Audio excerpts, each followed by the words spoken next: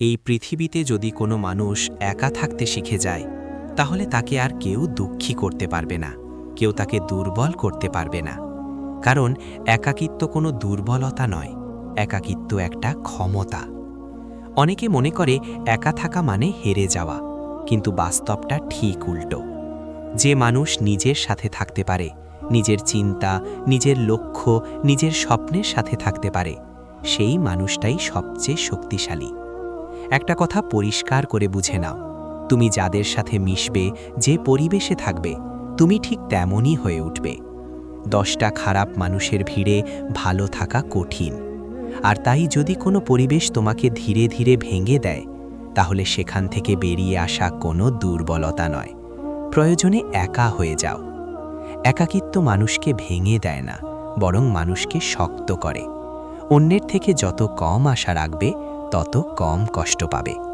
কারণ আজকের দিনে মানুষ চেনা খুব কঠিন। সবাইকে নিজের জীবনের কথা বলার দরকার নেই, সবাই সমাধান দিতে আসে না, অনেকে শুধু সমস্যা শুনে আনন্দ পায়।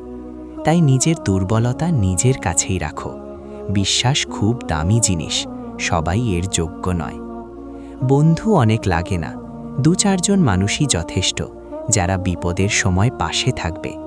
আর যারা তোমার সুখ, সফলতা সহ্য করতে পারে না, তাদের থেকে নিজেকে দূরে রাখো।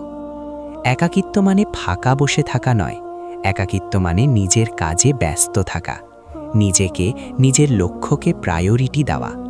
তোমার সময় তোমার সবচেয়ে বড় সম্পদ। এই সময়কে ঠিকভাবে ব্যবহার করলে তুমি নিজের জীবন বদলে দিতে পারো।